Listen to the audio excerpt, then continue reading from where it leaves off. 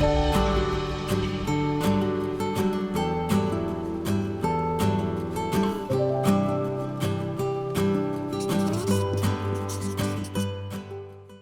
it's Jen from Shabby Fabrics back with Pint Size Table Runner, this time for July. I hinted at this last month that you should expect something patriotic.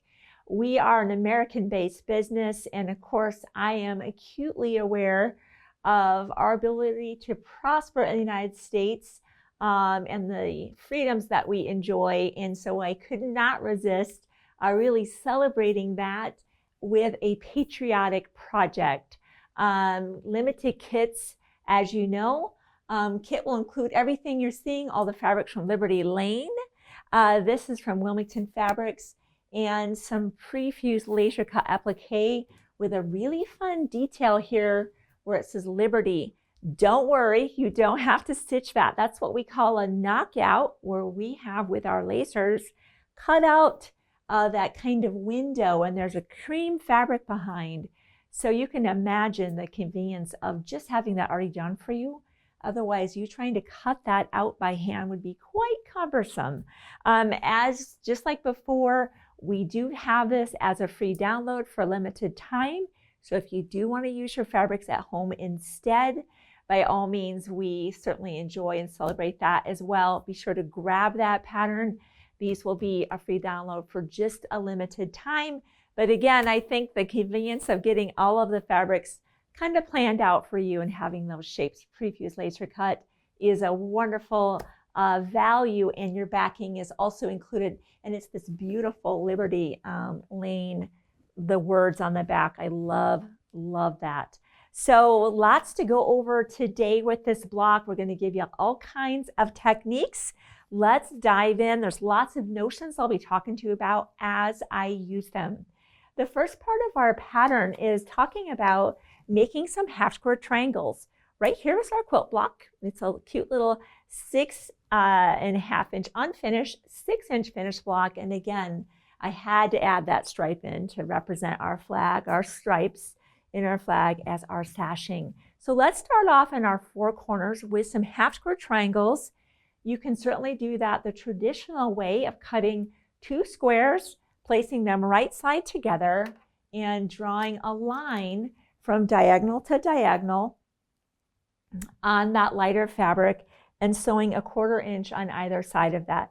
That's the traditional way of making half square triangles.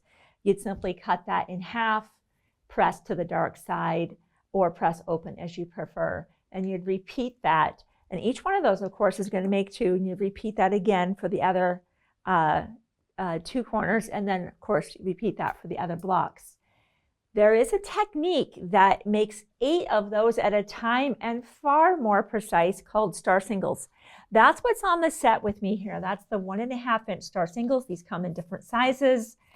You always want to choose the star singles for the finished size that you're using. We know that this is a 6-inch block, so this is 1.5. This has got to be 3, and that's 1.5 for a total of 6. So if you do decide you want to pick up some star singles, you're looking for the 1.5 inch star singles, and how they work is really straightforward. The instructions are right there on the sheet itself. It just tells you what size to cut your 2 fabrics to, and you'll place those right sides together, and you want to pin your open areas, and I think you can see this from up above.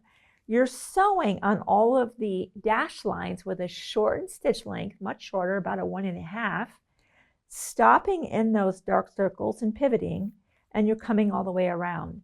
What I love about doing this is you make them so precisely, and you make 8 at a time. So in essence, you've made enough for 2 blocks in just 1 star single paper, and then with 1 additional paper, you made the other 2 blocks. That's amazing. So once you have that sewn on, you'll simply use a straight edge. I just want to show you how accurate these are. I've got my iron warming up. A lot of times with half square triangles, we recommend that you upsize those and then trim them down. With star singles, you can skip all of that upsizing. You don't need to do it at all. Now, I'm just going to cut one of these exactly on that solid line, and then just simply peel the paper back and away. And that's one of the reasons you want that shortened stitch length. A, it helps perforate the paper, but B, as you're removing the paper, sometimes that can create a little bit of tension on your thread, and just having more thread in a given inch helps to stabilize that fabric when you tear the paper away. So let's do a little measurement check on that. Let me see here if Bethany, looks like she pressed to the dark on that one. And I would have thought we would have, but every now and again we decide to press open. Might give a flatter block, but let's just see what we come up with. And I also know that one of my favorite parts about sewing on paper, instead of the drawn line here, where I'm trying to track 1/4 of an inch away from that line, is I'm way more accurate sewing on a line that's already printed or drawn than I am trying to seek 1/4 inch away from a line. So let's look at that. That's going to be 2 inches at this point, because sewn into the project will be 1.5, and look at that, it's right on the money. So such a great way to get those half square triangles done. If you do, however, decide to take this approach of just the 2 squares together, I just want to double check something. Yep. One thing you'll want to make sure of, we like to upsize ours. Remember how I said we like to square that up? So we have you cut these to a little bit of a bigger measurement that you need. So it gives you room to square up. So if you do take this approach, you sew on either side, you cut on the diagonal, and you press to the dark. Just remember, you do need to now square that up to the 2 inches. So be sure to do that. Otherwise, these are going to end up too big for the project. Okay, moving on. Flying geese. As you can see in our block here, we've got some flying geese. Now, we've put in a technique in our pattern that allows you, again, to be able to oversize those and take advantage of a squaring up tool if you choose to do so. That just makes them perfect. They just click into the project so beautifully. So let me go ahead and grab those out. This is what we're going to be going for. This is our flying geese unit. So we have our instructions for the flying geese right here on this page. And let's just refer to that real quick. I'll try to bring that over in focus so you can see what I'm referring to. Always a lot of moving stuff around so that you can stay organized and, along with me and keep flowing along in the project. Here's the presentation. So we have our fabric, and notice I have a drawn line here. I don't know if you can see that. Take just a straight edge, diagonal to diagonal, and we're going to place that corner to corner, just like that. And you can see those lines are going to line up. You could certainly have just placed those squares and drawn the line all at the same time if you preferred. And now let's pin. We are going to sew a 1/4 inch away, and we're going to try to be as accurate as we can, but however, here's the great news. Don't worry. We have oversized this so you have a chance to square up. So if you're not right on the money at that 1/4 of an inch, no worries. So let's go to the machine.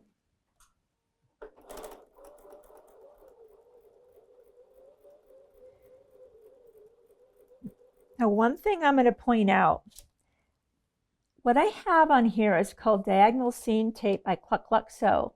When I first started sewing, I couldn't see this line, but notice how now my drawn line is tracking right under that black line. I am going to literally keep this line on that block line, and I know I'm a 1/4 inch away from my drawn line.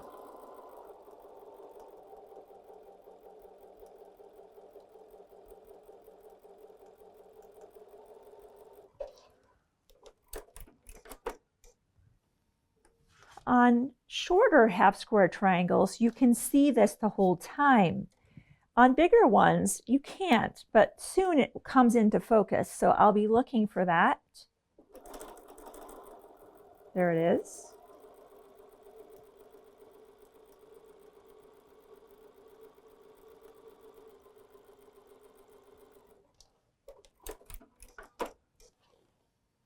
See how that helped me track really straight along that 1/4 inch?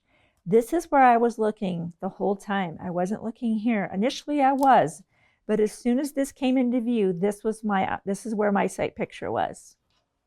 Okay, so let's get that cut apart. I always love showing you this really cool technique of how to make these flying geese units. And we're going to show you a tool that Creative Grid came up with. It's the ultimate flying geese, and I'll tell you what, it is easily one of my top 3 favorite tools. And I've always been a little bit like, who needs all that? I'm telling you, I do. I do. My blocks are more accurate than ever before. And it's fun. I really have enjoyed learning to use more of the Creative Grid tools and techniques. They make things come together faster, more precise. Blocks are going together. Blocks are measuring the right size. It's all good stuff. All right, press to the outside. And you will have had, when you do this technique, you have one of the larger squares in 4 of the smaller. So these are the other 2 that I have. When you do that, when you have one of the larger squares and 4 of the smaller, that will make 4 flying geese units. So you'll only have to repeat this process. You'll only have to do this a total of 4 times for each of those blocks. Normally when you make flying geese blocks, you make 1 at a time. You would be doing this 16 times if you took the traditional approach, which was a rectangle with a square in the corner. You sew on the line, sew and flip, and you trim away, and there's a lot more waste. Here, there's very little waste, and I like that. Now that we have this, we're going to place this with that drawn line going this direction. And we will repeat that for the other one.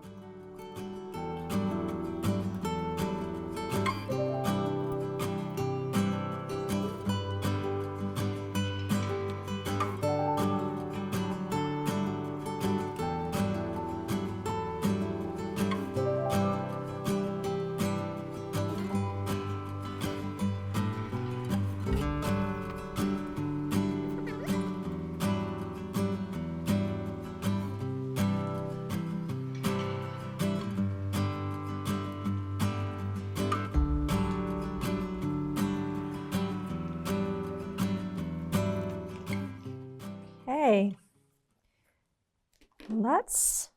same thing. We'll cut everything apart on the diagonal. And in short order, we're going to have 4 flying geese. But my favorite part here is coming up where I get to talk to you about that amazing Creative Grid flying geese tool. Again, it's an option. You could do this without it, but it just makes it a dream. So much quicker if you like to use, make flying geese blocks, maybe you're doing a fall quilt. We have a lot of geese here in North Idaho, and when I hear them in the fall, it's my signal that it's fall, and it's a really special time. I think maybe that's why I'm so drawn to flying geese blocks. They remind me of fall. Okay, let's get those pressed out. So just like that, we have our 4 flying geese, and you can see these are oversized.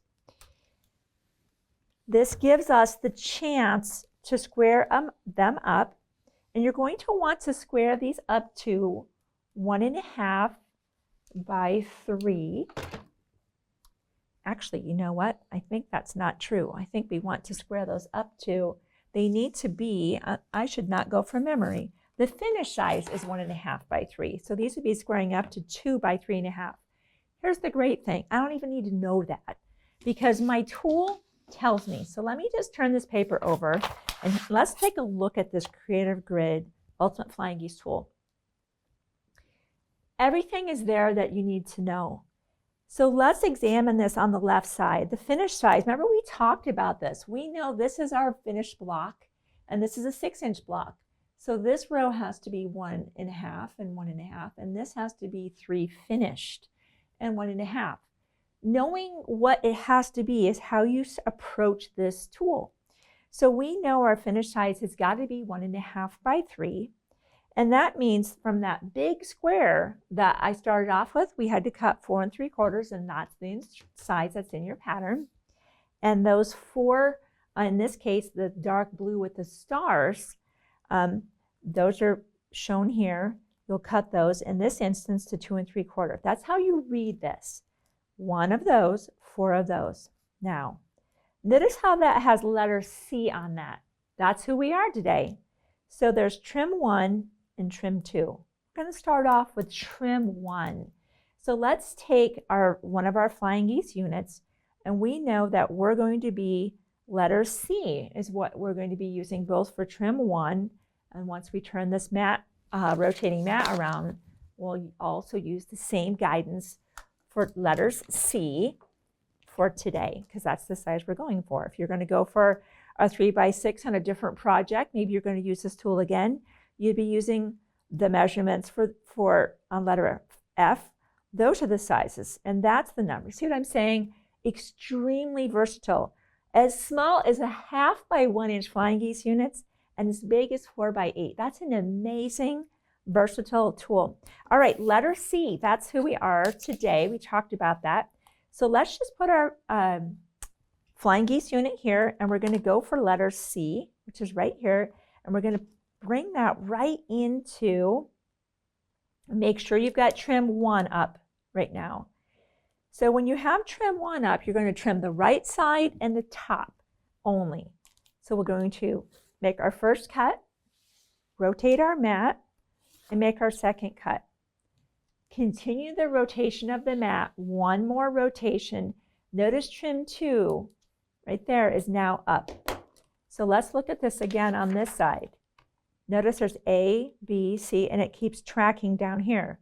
This is our C right there. So we're going to slide that down. Put that there so you can see it. We know this side and this side was already trimmed. That's cleaned off, and there's our dash line fitting right in that beautiful saddle right there. Rotate, rotate. And that is complete and ready to go. Isn't that just, I mean, I've said it, and I'm not that good. I mean, I have never made a flying geese unit that accurate in my life, right? I just have never done that. And that's the beauty of doing that. When you have a patchwork block and you want everything going together, you need to start off with each component being as accurate as possible. So let's put that aside, and of course you're going to complete making your flying geese blocks with that. Now if you don't want to buy the tool, just know you need to square up per the measurements in that pattern, and you'll need to take that approach and square that up. Obviously, I highly recommend that just for the precision. So we know we've done our 4 corners, we've done our flying geese. Let's talk about that center unit. The easiest way to do a square and a square is just start off with a square and snowball the corners. Very straightforward. Here, we're just going, as you can envision this, right? We're just going to create that by sewing on that line. In fact, let's just go do that. Let's go sew on the line.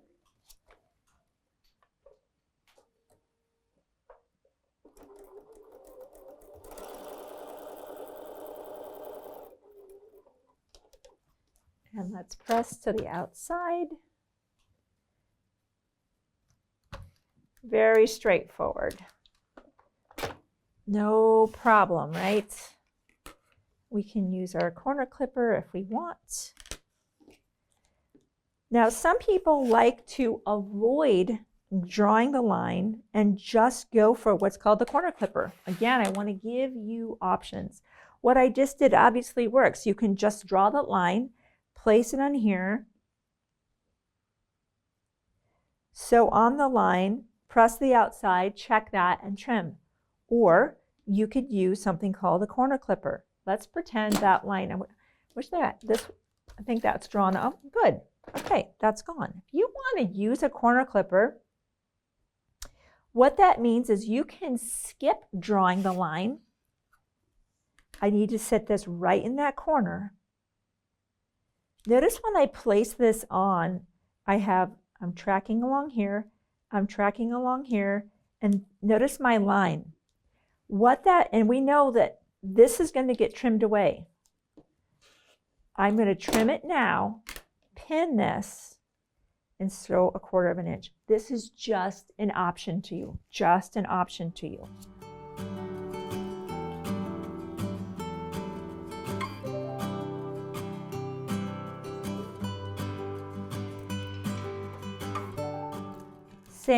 Same result, different approach. So whether you want to skip drawing the line and just go, go, go, corner clipper is amazing for that. If you're like, I don't know about that, keep drawing the line.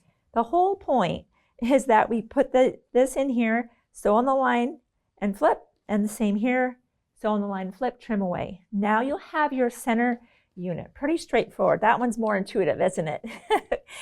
Now you'll just lay out your quilt block. We've got all of our components ready to go, right? Guys, you've seen me probably even sew blocks together wrong on camera. It happens, right? It just happens. We get either something turned on the way to the sewing machine. Who knows? There's so many reasons that things like that happen. I need one more flying geese unit. How about that one right there? So of course you'll just want to lay everything out. And then as you would expect, you'll be placing right sides together, right sides together. Let's see how I was expecting that. When you have bulk on both sides of the block, it's just best to press open. If this was just a plain square out here, and a plain square here, you're going to press in those directions. But when there's seams here and seams here, just press everything open. Use your patchwork pins, give a good press, get everything pressed open. So you'll repeat that, of course, for all 4 of your blocks. In comes your sashing, and you'll assemble that center portion. Moving on to the applique, very similar to what we've been doing in previous months, but I love that this one has that see-through where you don't have to do the hand embroidery of Liberty. That'd be pretty extensive to do that type of hand embroidery. I've done that before where it's quite a bit of satin stitching. So we know that you don't want to have to necessarily be able have to do that. So let's grab this out. We get our pattern out of the way, and let's focus on, I have the wafer 1 looks like, and this is my smaller pressing mat, and we have our assembly diagram. If you're going to be getting the free download on using your own fabric, of course, you'll just grab both pages, tape those together in our kit. Your diagram will be on the larger format paper. Just like before, anything with dashed lines means it lays behind. Numbers say that piece goes down first, followed by piece number 2, followed by piece number 3, and 4, so on and so forth. So you would assemble your firecrackers and then this piece here. So this is what our applique portion will look like. Really fun on that. And this is a fairy frost. It has a little bit of metallic in it. Notice our thread set has a little bit of metallic at the very end of this video, and kind of a supplement. I'm going to be using something called a thread director. I have a metallic needle actually in my sewing machine right now. I'm going to be using this to stitch down that part of this. I just kind of want to show you what that looks like. It's really fun to be able to stitch around with metallic thread around these stars, heck, you could use it for everything, but I'll save it for just the gold. So you'll grab out all of your shapes, and for now we'll put the background aside. Just like before, you might want to leave your background oversized or cut it down. Just know sometimes once you cut that down, you iron everything down and you stitch around. If you have any fraying, you can't really square up because you've already trimmed it to size. So that's just something to think about. Your background in your kit will be bigger than it needs to be. so you can decide if that's something you want to do or not. So we've already done one of our firecrackers, really fun on that. In fact, let me just peel that away. So when you get your kit, just a reminder, the easiest way to get that release is notice how I just kind of pull that back. I don't baby that fabric, and then the fusible just releases. See how this works in combination? Isn't that awesome? So you can see that we did what's called a knockout on the laser, and now once you place that fabric behind, just like that, that creates that. Isn't that just so cool? All right, I always love the technology. So looking at what we've got here, our diagram will go behind. So we'll go piece 1, 2. Of course, we'll have our star, and then our 4 and our 5. So let's just make those together. So it'll go light box, diagram, fusible mat, and this has a tackiness to it. We've talked about that before. These pieces aren't going anywhere, and I love that. Notice I can't even move them right now. There's a grip to that. That is just part of the technology behind these amazing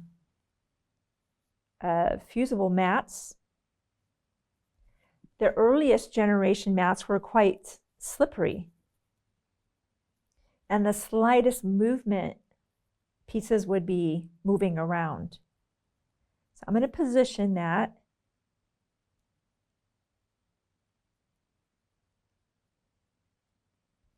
Okay, and a reminder, we have to move this now. We can't iron down on the light box. Bring your heat. We've been, of course, on a full hot.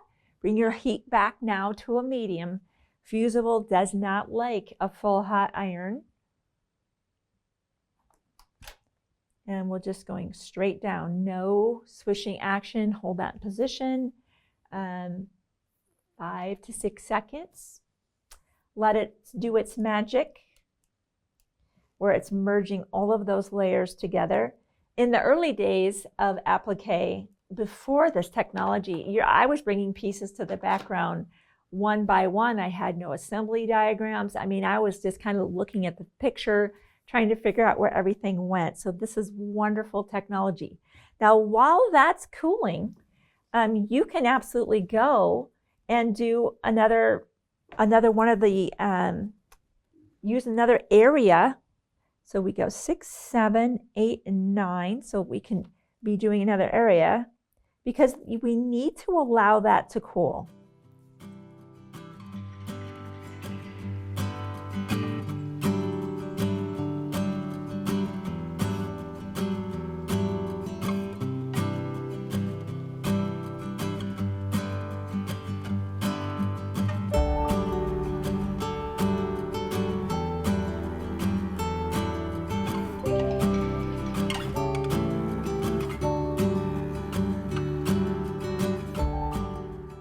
Okay, how fun is that? Now watch the magic. This is like a trick that I'm amazed. Look at this. And there is absolutely no glue on this mat. I have been told, although I've never tried it, or at least I haven't tried it yet, that if the mat loses its tackiness, run it through a cycle in your dishwasher and it'll just be tacky and grippy again. This is amazing. Again, this is the smaller mat. It comes in 2 sizes. If you're like wanting to do a larger applique block, you might consider that larger mat. All right, I believe these 2 have cooled down as well. So how nice is that? Now we approach our project from, we almost really don't need this anymore. We can kind of see, I think we can see where everything is going to go. Yes. Sometimes if it's a darker colored background, you kind of need that assistance. Actually, let's just see if we're going to, yeah, we're going to need to. No, I think we can. I think we can see through there just fine. Oop, that one goes on that side. Here. And here. And there's no problem ironing with that pattern down there. And our red is on our blue background. And we're just going to do that, just like that. Isn't that fun? I said it before, it's when I was growing up, we did the paint by numbers kits. And I just thought that was really cool. And this reminds me of that in a way. Our diagrams are numbered. This piece goes there. If you've ever struggled with applique, maybe you've tried to do needle turn, this is such a fun way. Some people are like, oh, laser cut applique is cheating. I call it actually getting it completed and having a lot of fun. So I think many people are enjoying the convenience. And as you can imagine, trying to cut that out, the words liberty, how would you even do that with scissors or maybe an X-Acto knife? It'd be extremely time consuming. So fun, fun, fun. Now you, of course, repeat that on the other end. There comes the thread set, of course, the red, white, and blue, and then the gold. You'd be stitching that down, and I am going to touch on that gold in the very end. Once you get those stitched down, though, just like we did before, you're going to be sewing those to either end, probably pressing the seam open or potentially toward the applique, whatever it seems like it wants. And then you can be doing some quilting. What Bethany did here, she just drew some lines diagonally and then kind of stitched in the ditch. So a really fun patriotic project, small, very compact. I hope you are enjoying the series. I cannot wait to show you what's on deck for August. Many of the team members have already seen it and everyone's like, oh my goodness. So you have much to look forward to. I did mention that I want to show you, if you're curious of how to use that thread director to engage with metallic thread and reduce the chance of breakage. Stay with me. I'm going to go to my machine now and we're going to talk about how to use a thread director, how to install it, and we're going to sew around our gold star with some metallic thread. So if you are like, I don't need to know about that thread, I will look forward to seeing you on Pint Size Table Runner for August. But if you're curious about that thread director and that metallic thread, stay with me for a couple more minutes and we'll talk more about that. Okay, so working with metallic thread, historically I've had problems with breakage until I found this little amazing gadget. And the great news is it works on any machine. On the BERNINA, the extra spool pin rotates up. My Singer at home, there's kind of a slot here, and I just kind of put that in there. This is a single thread director. They even have a dual thread director if you like sewing with two different threads. Of course, you'd be using a twin needle. So there's a barrel here that when you get your thread director, that might be already tightened up. And if you're like, I can't get it on, that's just because it needs to be backed off to allow the opening for that to go on. And you want to have the bar over on this side. Go ahead and give that, just tighten that up. Now with our thread, and the reason the thread director does what it does, let's look at this. Notice how this thread it comes off like a ribbon. When it's on a horizontal spool pin, it's spinning like this, and that's part of why it breaks. This is what makes the thread director be so successful. Now, I also use this in combination. Let me just trim that off real quick. With a Schmetz metallic needle. I know that is the perfect combination. This is a 9014. That eye of that needle is a little bit smoother, less likely to create friction that causes breakage of metallic thread. So I'm going to bring this through and I'm going to thread my machine as normal. Certainly if you're thinking about using the metallic thread, practice on some other fabric first. I don't generally reduce or change my tension. You may feel a need to do that depending on the machine that you're using. Let's make sure we're allowing that to spin freely. Good. All right. I just have the same white bobbin thread. If you want to put gold in there or whatever metallic thread you might be sewing with, by all means do that. So I'm just going to get started here, and I'm just going to sew close to the edge. And just look how beautiful this is. Now I still have my 1/4 inch seam. Presser foot. I would change that out for something else, but this works.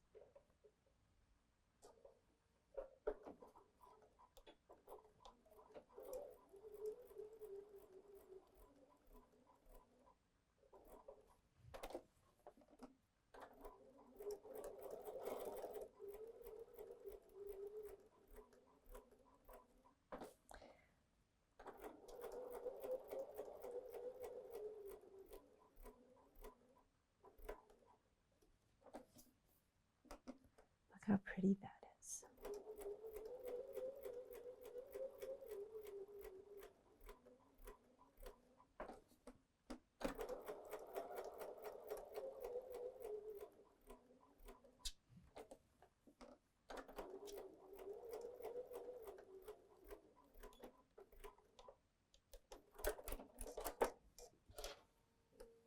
Look at that. Look at that sparkle.